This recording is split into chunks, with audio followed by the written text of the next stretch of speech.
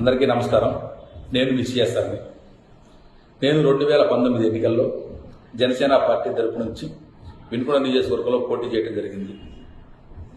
నేను 2.5 సంవత్సరాల నుంచి చెప్తూనే ఉన్నాను, పవన్ కళ్యాణ్ గారు చంద్రబాబు నాయుడు గారి మనిషి అని. అది ఒక 6 నెలల నుంచి తేటతెల్లం అయిపోయింది.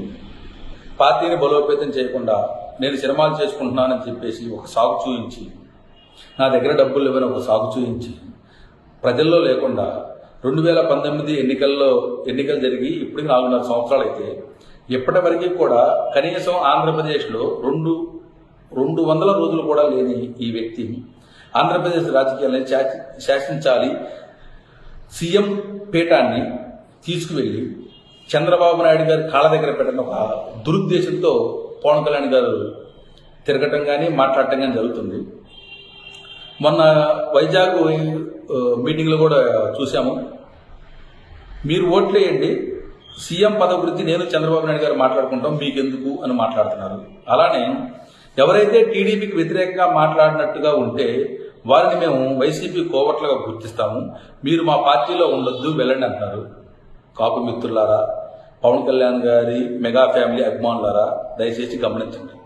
గుడ్డిగా పవన్ కళ్యాణ్ గారిని నమ్మి వెళ్తే రాజ్యాధికారం సంగతి అలా ఉంచితే రేపొద్దున వారు అనుకున్న ప్రభుత్వం ఎవరైతే ఉన్నారో చంద్రబాబు నాయుడు గారి వర్గం కానీ వారు కానీ రాజకీయాలకు వస్తే కాపుల పరిస్థితి అగమ్య గోచరంగా మారుతుంది.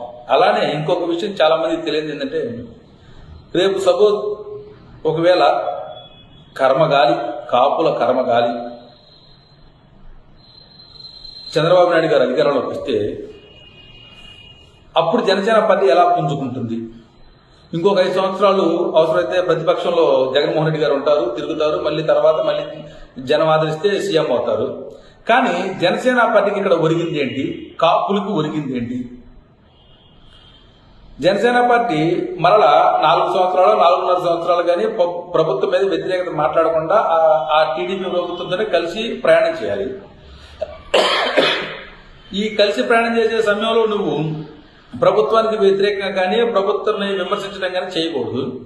అప్పుడు కాపులకి కానీ ఒరిగేదే ఉంటుంది, జనసేన పార్టీ ఒరిగేదే ఉంటుంది. ఒక పవన్ కళ్యాణ్ గారు ఒక్క స్వలాభం పడతారు తప్ప వేరే విధంగా ఎక్కడ అవకాశమే లేదు. జనసేన పార్టీ ఎదగడానికి కానీ కాపులకి అధికారం రావడానికి కానీ ఎక్కడ అవకాశం లేదు. అదే జగన్మోహన్ రెడ్డి గారు 2019 నుంచి జగన్మోహన్ రెడ్డి గారికి ప్రభుత్వానికి ఎదురుగ్గా నిలబడి మాట్లాడి ఉంటే ఎన్నో కొంత సీట్లు రావడానికి అవకాశం ఉండేది. టీడీపీ పార్టీ పతనం అయిపోయేది. అసలు పూర్తిగా 23 స్థానాలకు పరిమితం అయ్యి అసలు డేలా పడిపోయిన టీడీపీ పార్టీని బతికించిందే పవన్ కళ్యాణ్ గారు. ఆయన ఎప్పుడు కూడా చంద్రబాబు నాయుడు గారికి దగ్గర సంబంధం ఉన్న వ్యక్తి. 2014లో మనం చూసాం.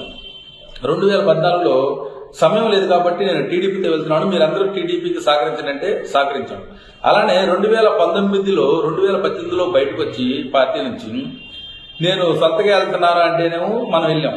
ఇప్పుడు మళ్ళీ నేను టీడీపీతో వెళ్తున్నా అంటారు. 2018లో ఈయన మాట్లాడిన మాట, లోకేష్ అంతా ఫ్రాడ్ ఇంకొకటి లేరు, చంద్రబాబు అంతా ఫ్రాడ్ ఇంకొకటి లేరు అని మాట్లాడారు. ఈ రోజున మళ్ళీ చాలా మంచి వ్యక్తి చంద్రబాబు నాయుడు గారు, అలాంటి వ్యక్తి జైల్లో పెట్టారని మాట్లాడుతున్న వారు కూడా పవన్ కళ్యాణ్ గారే. అలానే పవన్ కళ్యాణ్ గారు నేను సూటిగా ఒక ప్రశ్న అడుగుతున్నాను. 2014లో సీఎం అయిన చంద్రబాబు నాయుడు గారు రాష్ట్రానికి కానీ ప్రజలకు కానీ చేసిన అభివృద్ధి కానీ అభివృద్ధి ఏముంది? ఈ రోజు జగన్మోహన్ రెడ్డి గారు చేయలేని అభివృద్ధి ఏంటో నాకు అర్థం కావట్లేదు. నీ సొంత పార్టీని డెవలప్ చేయకుండా వేరే పార్టీని బదానేసుకొని తిరుగుతూ, మీరు ఆ రోజు అన్నారు 2019 ఎలక్షన్ ముందు, తోట తిమూర్తులు గారు మీది ఏ జాతి, మీరు ఎక్కడ పుట్టారు, టీడీపీ మా చేతి నీళ్లు తాగుతున్నారు, చంద్రబాబు నాయుడు గారు కాళ్ళ కింద పోతున్నారని మాట్లాడిన మీరు ఎవరి కింద పోతున్నారో ఒకసారి గమనించండి. కేవలం మీ స్వలాభం కోసం, మీ స్వార్థం కోసం, మీరు డబ్బు సంపాదించుకోవటం కోసం చంద్రబాబు నాయుడు గారికి ఒక జీతగాడిలా బతుకుతున్న మీరా మమ్మల్ని విమర్శించేది? పార్టీ నుంచి ఎవరైతే కాపులు ఓట్లేయలేకపోతే వాళ్ళు పాలి కాపులు. ఈయన ఎటుపక్క తిరిగి ఈయన చంద్రబాబు నాయుడు గారికి ఊడిగించేయమంటే ఊడిగించేస్తే వాళ్ళు మంచి కాపులు అవుతారన్నా? కాపు నాయకులరా, ఒక్కసారి ఎవరైతే కాపు ఓటర్లు కానీ పవన్ కళ్యాణ్ గారి అభిమానులు కానీ ఎవరైతే ఉన్నారో ఒక్కసారి ఆలోచించండి. మనం గొర్రెలం కాదు ఆయన ఎటు దూకమంటే అటు వెళ్ళి దూకటానికి. మనకి మెదడు ఉంది, మనకి కంటి చూపు ఉంది, మనకి కనిపిస్తూనే ఉంది, మనకు ఒక హృదయం ఉంది. ఆయన ఏం చేస్తాడో మనకి క్లియర్గా తెలుసు. ఆయనకి ఓట్లేస్తే రేపు సీఎం పీఠ మీద చంద్రబాబు నాయుడు గారు ఉండే అవకాశం ఉంటుంది. దానివల్ల కాపులు ఒరిగింది ఏం లేదు. మహా అయితే పవన్ కళ్యాణ్ గారికి ఏమన్నా అవకాశం ఉంటుంది డబ్బులు సంపాదించుకోవడానికి తప్ప, వాళ్ళ ఓనర్ గెలిచడానికి ఆనందం పడతాడేమో తప్ప కాపులకు కానీ రాష్ట్ర ప్రయోజనాలు కానీ అక్కడ ఏమీ ఒరిగినట్టు కనపట్టలేదు. ఈ రోజున ప్రతి వాళ్ళు కొంతమంది కుర్రవాళ్ళు తెలియక పవన్ కళ్యాణ్ మా ఓటు అమ్మకానికి కాదు నమ్మకానికి అని పవన్ కళ్యాణ్ గారికి ఇస్తున్నారు. నిజంగానే మీ ఓటు మీరు అమ్ముకోట్లా, కానీ మీ ఓటుని పవన్ కళ్యాణ్ గారు అమ్ముకుంటున్నారు. ఎవరైతే ఉన్నారో నీ ఓటుని అమ్ముకొని కళ్యాణ్ గారు లాభపడుతున్నారు, నువ్వు మాత్రం ఇంకా అక్కడే ఉంటున్నావు. ఒక్కసారి గమనించండి కాపు నాయకులరా. ముద్రగడ్డ గారికి అన్యాయం జరిగినప్పుడు ఒక్క మాట మాట్లాడి ఈ పవన్ కళ్యాణ్ గారు